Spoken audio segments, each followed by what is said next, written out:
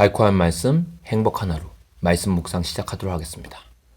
오늘 말씀은 마태복음 3장 1절에서 12절 말씀입니다. 제3장. 그때에 세례 요한이 이르러 유대 광야에서 전파하여 말하되 회개하라, 천국이 가까이 왔느니라. 그는 선지자 이사야를 통하여 말씀하신 자라. 광야에 외치는 자의 소리가 있어 이르되 너희는 주의 길을 준비하라, 그가 오실 길을 곧게 하라. 이 요한은 낙탈털 옷을 입고 허리에 가죽띠를 띠고 음식은 메뚜기와 석청이었더라. 이때 예루살렘과 온 유대와 요단강 사방에서 다 그에게 나와 자기들의 죄를 자복하고 요단강에서 그에게 세례를 받더니 요한이 많은 바리새인들과 사두개인들이 세례 베푸는 데로 오는 것을 보고 독사의 자식들아, 누가 너희를 가르쳐 임박한 진노를 피하라 하더냐. 그러므로 회개에 합당한 열매를 맺고 속으로 아브라함이 우리 조상이라고 생각하지 말라. 내가 너희에게 이르노니 하나님이 능히 이 돌들로도 아브라함의 자손이 되게 하시리라. 이미 도끼가 나무 뿌리에 놓였으니 좋은 열매를 맺지 아니하는 나무마다 찍혀 불에 던져지리라. 나는 너희로 회개하게 하기 위하여 물로 세례를 베풀거니와 내 뒤에 오시는 이는 나보다 능력이 많으시니 나는 그의 신을 들기도 감당하지 못하겠노라. 그는 성령과 불로 너희에게 세례를 베푸실 것이요 손에 키를 들고 자기의 타작마당을 정하게 하사 알곡은 모아 곳간에 들이고 쭉정이는 꺼지지 않는 불에 태우시리라. 오늘 말씀은 예수님이 3년간의 공생애를 시작하시기 전에 침례 요한이 먼저 등장하고 그의 사역을 소개한 장면입니다. 침례 요한은 이사야의 예언처럼 주님의 길을 곧게 하기 위해 이 땅에 왔다고 되어 있습니다. 요한은 회개의 메시지와 회개의 침례를 통해 백성들이 메시아를 맞아들일 수 있도록 마음과 영혼을 준비시키는 사역을 했습니다. 오늘 1절에서 4절 말씀 보면 침례 요한이 등장한 장면이 나오죠. 거기서 그는 광야에서 설교를 합니다. 광야는 아무도 없고 또 아무것도 없는 곳이에요. 광야에 나올 때는 사람들이 의지할 게 아무것도 없다는 말이죠. 그래서 성경에서 광야로 나간다는 말은 오직 하나님만 기대하는 그런 마음으로 나오라는 겁니다. 침례 요한의 메시지는 회개하라, 천국이 가까이 왔느니라. 그 메시지가 전부였습니다. 그래서 선지자 이사야 말씀에 인용되기를 광야에 외친 자의 소리가 있다. 바로 주의 길을 예비하라. 이렇게 되어 있습니다. 즉 메시아 예수님을 주님으로 받아들이기 위해서 가장 먼저 사람들의 마음을 준비시켜야 되는데 그 준비시키는 밑작업이 바로 회개의 사역이라는 거죠. 자신의 죄를 인정하고 하나님 앞에 무릎 꿇을 때 비로소 진정한 믿음이 출발할 수 있기 때문입니다. 그래서 회개하라, 천국이 가까웠니라. 이렇게 침례 요한이 선포하였던 것입니다. 침례 요한이 입는 옷은 낙타털 옷이었습니다. 그리고 요한이 먹는 음식은 메뚜기와 석청이었어요. 돌 사이에서 나오는 야생꿀을 먹었던 거죠.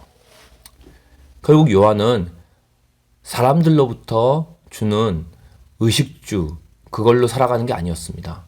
사람에게 의식주가 의존되지 않았단 말이죠. 누구로부터 정치적으로나 경제적으로 후원을 받는 정치 선지자, 어용 목회자가 아니었단 말입니다.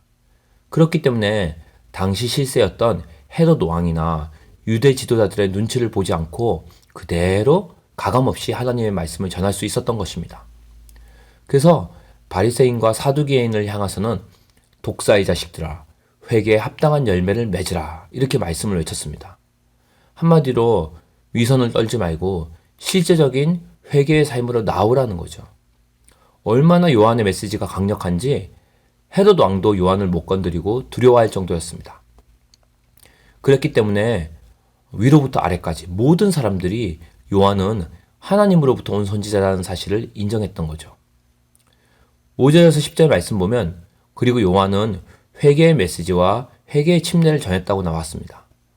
사람들의 죄를 낱낱이 말하고 나아가 하나님 앞에서 회개하도록 도전했다는 거죠. 그래서 배운 사람이나 못 배운 사람이나 사회적으로 높은 위치에 있는 귀족이나 또 평민이나 모두 하나님 앞에서는 죄인이라는 겁니다. 그러므로 우리가 온전히 그 죄를 회개할 때 왕이신 메시아의 나라에 들어갈 수 있다는 겁니다. 그리고서 11에서 12절 말씀 보면은 침례 요한이 말하기를 이제 나는 물로 침례를 베풀지만 장차 내 뒤에 오신 이가 있다는 거죠. 우리는 알고 있습니다. 바로 그분이 진짜 메시아, 예수 그리스도라는 거죠. 그리고 그 메시아, 예수님이 오시면 그분은 이제 물이 아니라 성령과 불로 침례를 준다는 겁니다. 그리고 그 예수님은, 그 그리스도 메시아는 나보다 비교할 수 없을 정도로 훨씬 더 능력이 많다는 거예요. 메시아가 오시면 알곡은 모아서 곡간에 드리고 쭉정이는 꺼지지 않는 불에 모아서 심판으로 태우시는 진정한 심판주라는 겁니다. 그래서 오늘 말씀을 통해서 우리가 붙잡아야 할 기도 제목은 바로 이것입니다. 진정한 회개란 말로만 회개하는 게 아니라 회개에 합당한 열매를 맺는 게 진정한 회개라는 겁니다. 혈통적인 아브라함의 자손이라고 해서 다 아브라함의 자손이 아니라는 겁니다. 하나님은 굴러다니는 흔해 빠진 돌들로도 아브라함의 자손이 되게 할 수 있는 전능하신 하나님이에요. 오늘날로 말하자면 교회를 다닌다고 다 하나님의 자녀가 아니라는 겁니다. 우리가 하나님 앞에서 회개에 합당한 열매를 맺지 않으면서 입으로만 주님이라고 외치면, 그리고 실제로는 전혀 주님과 상관없는 삶을 살고 있다면 침례 요한이 외쳤던 그 메시지는 우리에게 그대로 적용된다는 거죠. 즉 우리 역시 독사의 자식들이 될 수 있다는 겁니다. 그러므로 하나님의 자녀냐 독사의 자식이냐는 교회에 다니냐가 아닙니다. 모태신앙으로 태어난 게 아니라 교회 열심히 다니는 게 아니라 바로 회개하냐 회개하지 않느냐가 우리가 하나님의 자녀로 갈 수 있냐 독사의 자식으로 설 수 있냐를 결정한다는 거죠.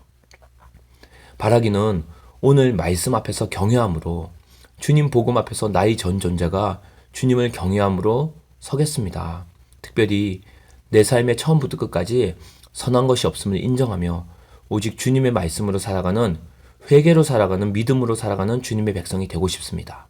이렇게 날마다 회개의 길을 걸어감으로 침례 요한처럼 다시 오실 주님의 길을 예비하게 되는 복된 은혜가 있기를 주님의 이름으로 축원합니다.